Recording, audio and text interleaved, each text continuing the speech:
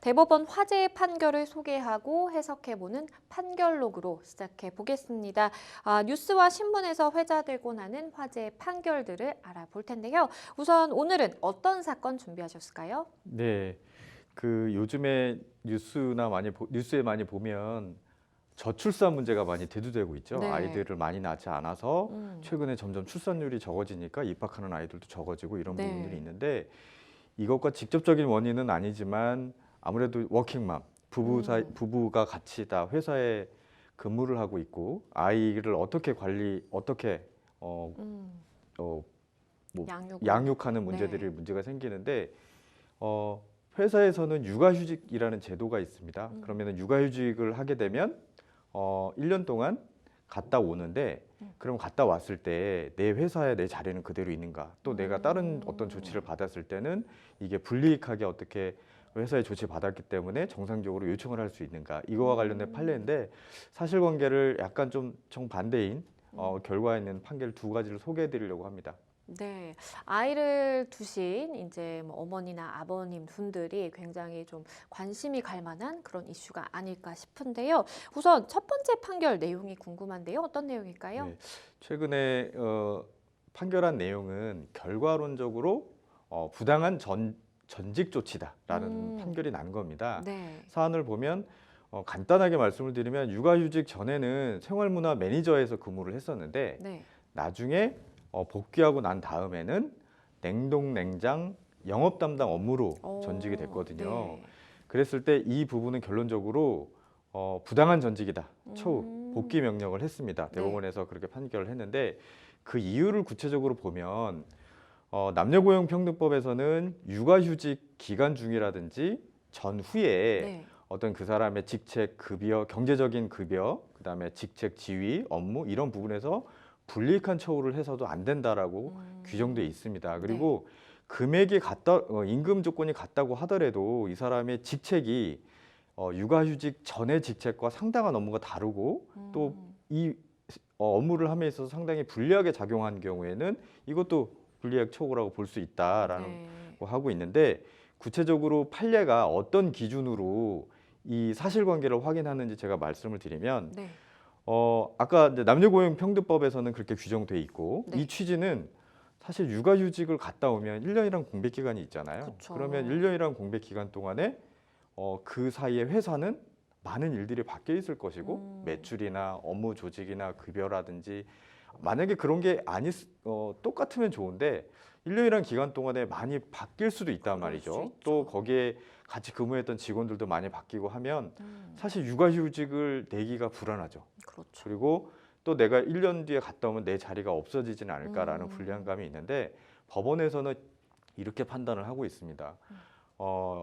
1년이란 육아휴직을 갔다 온 다음에 그 회사 자체에 기본적으로 급여 체계가 어떤지 낮아졌는지 높아졌는지 그리고 그 해당 육아휴직을 갔다 온 사람이 업무 복귀 전과 복귀 후에 하는 업무가 직책 직위 업무가 어떤 정도의 성격인지 어느 정도 유사성을 갖고 있는지 어느 정도 다른지 또 육아휴직을 갔다 와서 만약에 좀 비슷한 다른 업무로 전직이 났어요. 그러면 이 육아휴직을 갔다 온 사람이 그 전에 내가 업무를 할 때 누렸던 직책상의 어떤 이익이라든지 어떤 생활상의 그 지위에 따른 생활상의 이익을 박탈당했는지 그대로 있는지 그 부분이 있고 또 만약에 좀 다른 업무로 있다면 육아휴직 전과 후 사이에 또 이 육아휴직자와의 어느 정도 협의를 거치고 노력을 했는지 이런 거를 종합적으로 고려를 해서 사회 통념상 이건 부당한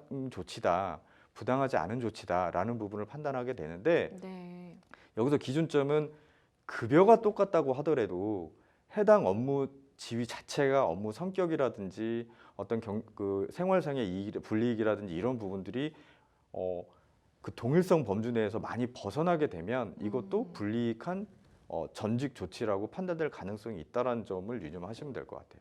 네, 말씀해 주신 것처럼 이 여러 가지 기준을 가지고 과연 이게 휴직 전과 후로 나눠봤을 때 이게 같은 업무에 해당하는지를 좀 살펴보시면 어느 정도의 기준이 서지 않을까라는 생각이 드는데요. 이 사건의 판결문을 조금 더 자세히 해석을 하면 좀 어떤 내용일까요? 그러니까 제가 지금 말씀드린 것처럼 육아휴직 전과 후 사이에 네. 만약에 그대로 동일한 업무에 복귀를 하고 음. 동일한 업무를 하고 급여를 그대로 받고 있다면 아무 문제가 없어요. 네. 근데 문제는 다른 업무로 한다든지 급여가 좀 달라진다든지 이런 부분이 있을 때 이게 육아휴직으로 인해서 불이익한 처분을 한 것인지 여부가 문제가 되는 거거든요.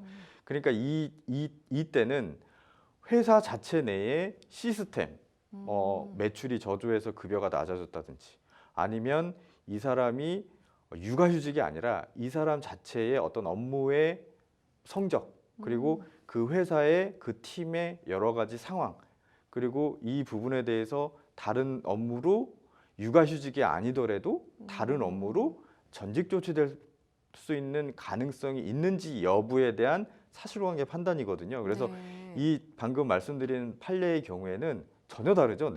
얘기를 제가 말씀드려요. 생활문화 매니저에서 갑자기 냉동 냉장 그쵸. 영업 담당으로 갔기 때문에 이 부분에 대해서는 부당한 전직 조치다. 급여가 같다고 하더라도 업무의 성격이라든지 내용이라든지 이런 부분에 대해서 전혀 다르고 또 육아휴직자가 갔다 와서 이 부분을 적응하기도 너무 어려울 상황이다. 그렇게 되면 불이익한 처우에 해당될 수 있다라고 판단을 한 겁니다.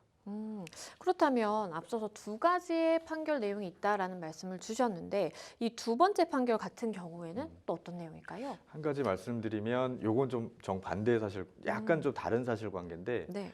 좀 말씀드리면 육아휴직을 가기 전에는 광고팀 팀장이었어요. 네. 근데 육아휴직을 갔다 오고 난 다음에는 광고팀 팀원으로 했어요. 급여는 똑같습니다. 네.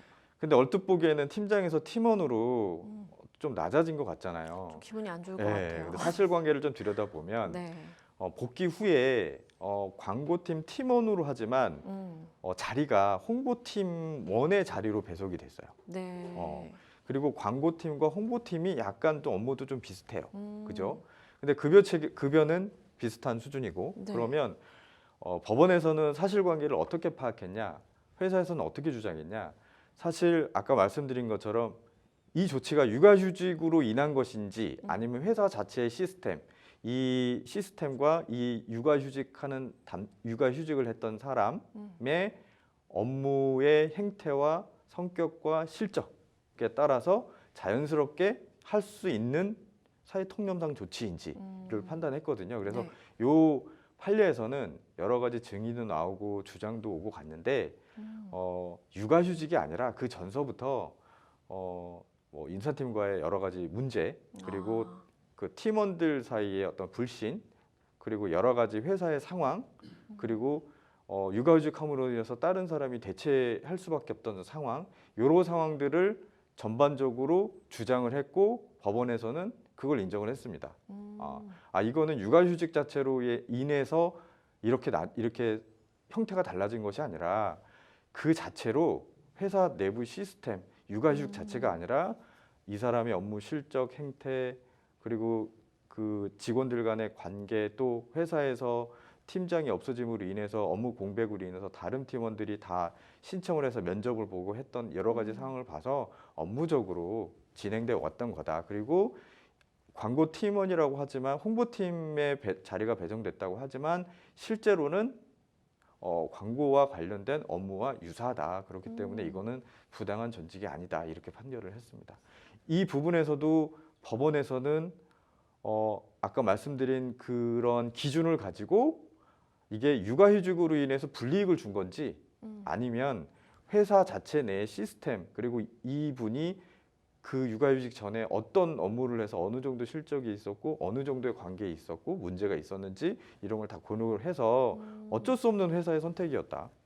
그리고 복귀 후에도 전혀 다른 업무에 하지 않고 광고와 비슷한 업무를 그렇죠. 계속 하고 있다. 그렇기 때문에 이 정도 수준만 가지고는 부당한 전직이라고 하기 어렵다.